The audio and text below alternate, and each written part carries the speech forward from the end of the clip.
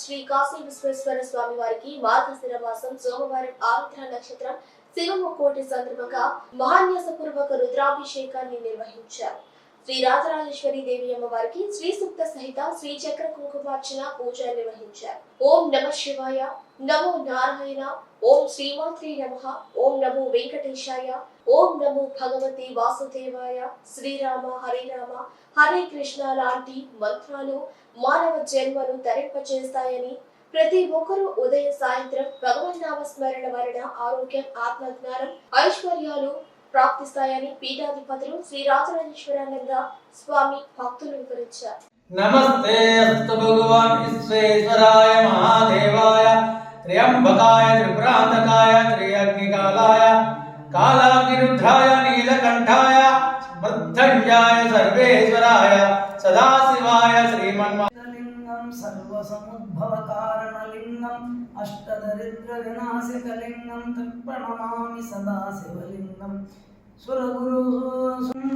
హ్రీంకారాసనగద్భితాం నరసికాం సౌం క్లీం కళాం బిభ్రతిం సవర్ణాం వరదారిణీం వరసుదాదౌతాం జ్ఞోద్వజ్వలాం వందే. ఓం ఐం హ్రీం శ్రీం ఐం హ్రీం సర్వజ్ఞాయ నమః. ఓం ఐం హ్రీం శ్రీం ఐం హ్రీం లోహ పరమాత్మనే నమః. ఓం ఐం హ్రీం శ్రీం ఐం హ్రీం లోహ సోమసూర్యాగ్నిలోచనాయ నమః.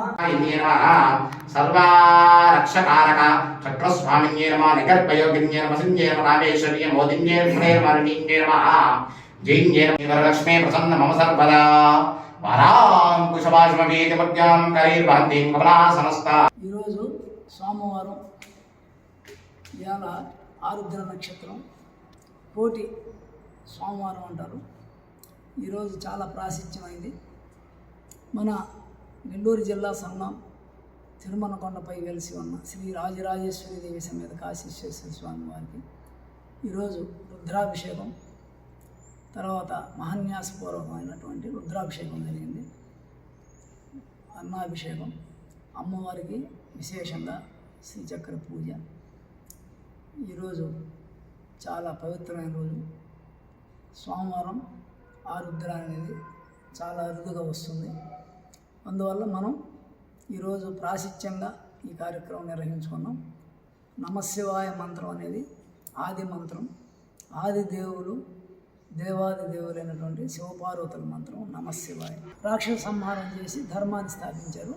ఇప్పుడు అట్లా కాదు, ఇప్పుడు ఆయన విగ్రహ రూపంలో ఉండే విగ్రహంలో నుంచే ఈ యొక్క భూమండలాన్ని పరిపాలన చేస్తుంది. ఈ భూమండలానికి అంత ప్రస్తుతం పరిపాలకులు శ్రీ వెంకటేశ్వర స్వామి. ఆయన్ని ఇప్పుడు మనం నమో వెంకటేశాయ, నమో నారాయణాయ అని మనం పిలుచుకుంటున్నాం. ఈ మంత్రాలన్నీ కూడా గొప్పవి. 4 యుగాలలో ఏ మంత్రం చెప్పుకొని అని తరించవచ్చు ప్రతి మానవుడు. మంత్రం చెప్తే మంత్రపిండం అవుద్ది శరీరం, దైవమైన జీవితం గడపాల. మంత్రం లేనిది మాంసపిండం, అది రాక్షస శరీరం, అదో రాక్షస జీవితం గడిపినట్టే.